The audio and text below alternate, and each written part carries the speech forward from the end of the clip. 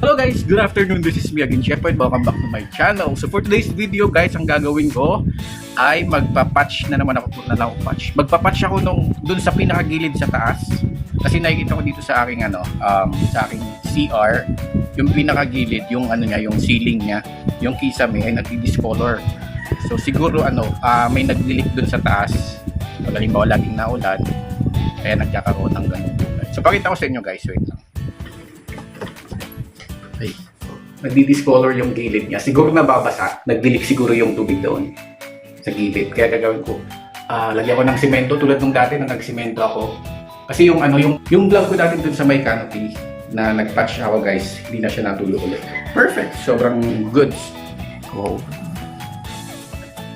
Ito yung gagawin natin. Ito pala. Wala akong makita. Pakainit. Ayan ang gilid na yan. So, ito ang gilid na to, yan. Siguro pag maulan, nagana yung tubig, napasok dyan. So, yan. Ay, napakainit. Pero, lahatin ko na para isahan lang. So, yun guys, yung pinakita ko sa inyo sa gilid kanina, yun yung sisementohan ko. Kasi, baka kasi mabulok yung yung kisame. Napakapali, anak syuta. Pero mamaya na kasi ang init-init talaga, yan ang init. Tara sa balat.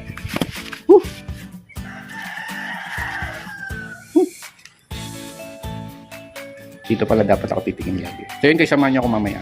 Mamaya na kasi mainit pero sana wag umulan mamayang gabi para matuyungan naman siya. Diba? Hello guys, nag-aantayan tayo kasi mainit pa. Ang init sa labas. Sa taas, sobrang init talaga. Pero tingnan nyo sa taas. Apakadilim. Pakita ko kayo. Ayan guys, sana wag siyang bumagsak mamayang gabi para tawag dyan? Para naman para hindi okay, sige na, okay na nga. Doon ang ganda Pero sa taas niyan, sobrang init. Diyan sa taas niyan. Ito lang, sana wag siyang bumagsak para hindi maano yung sisimentoy natin. Maya konti ang init.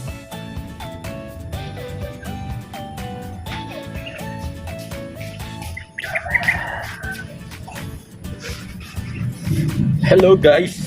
Konti na lang yung init pero pwede na. Malilim na. Kaya masimula na tayo guys. Ayun guys, bali may nakaprepare na tayo ditong buhangin tsaka simento. Ito pala yung dating tira dun sa nung gumawa din ako ng patch sa canopy kung naalala nyo hindi ko alam kung pang ilang vlog ko yun, basta meron akong vlog regarding patching din, nagsimento din ako sa naglilik din, nagtutulo na canopy. So yan pa rin yun. Kaya mas okay talaga na pag halimbawa may sobra, tinatabi natin para magamit pa rin natin.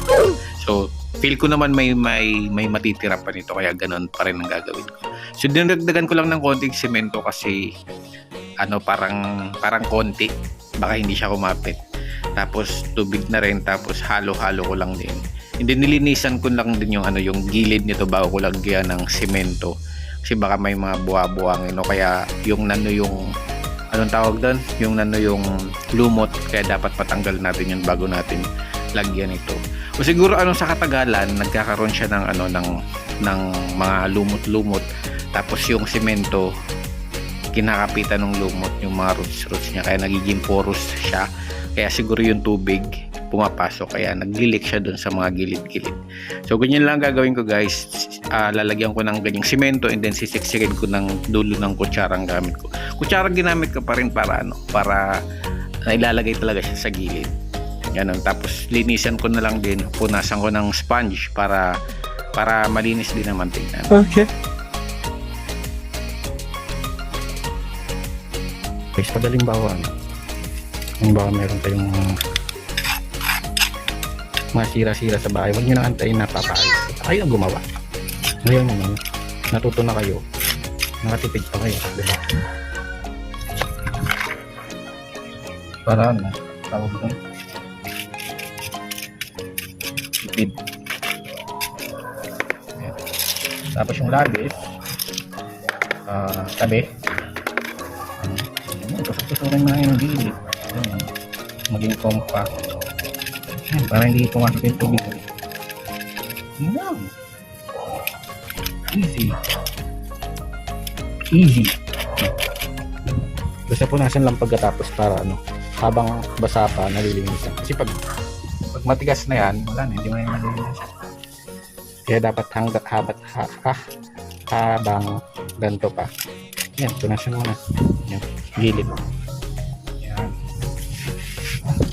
And habang ginagawa ko pala to, gusto ko lang palang i-shout out GWarzy Vlogs. Tapos Jewel TV pala from Riyadh, Saudi Arabia. Shout out. Yun, nanonood ko yan sa ating vlog. Kung gusto niyo pong matuto sa mga, kasi yung niche niya is yun nga, ano siya ng mga tutorial tips regarding government papers or processes. Kung gusto niyo magkaroon ng mga ganong tips, panoorin niyo po yung kanyang vlog. Tapos pala si Islang Herong nurse din, pa-follow din naman po. Siya naman po ay nag-ano ng moto vlog regarding dito sa Catanduanes. Sino-showcase niya po yung Catanduanes. And follow niyo po pala sila guys. Tapos ayun, patuloy lang tayo uli sa pagpapatch dito. Ganun lang guys, mabilis lang naman to. So pag kayo halimbawa meron din kayo mga ganitong problema na encounter sa inyo, gawin nyo na lang, i-do it yourself nyo na lang. Ako sinamantala ko na yung pagkakataon habang mainit pa, kasi dito unpredictable talaga yung panahon dito eh.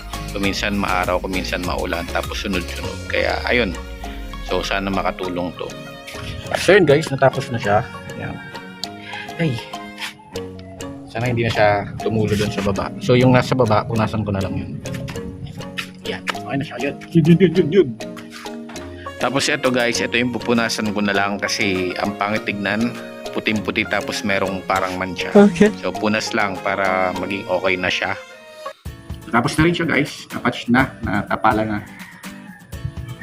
Sana hindi na siya magtulo pa doon. Tapos mabasa. Wala na rin araw.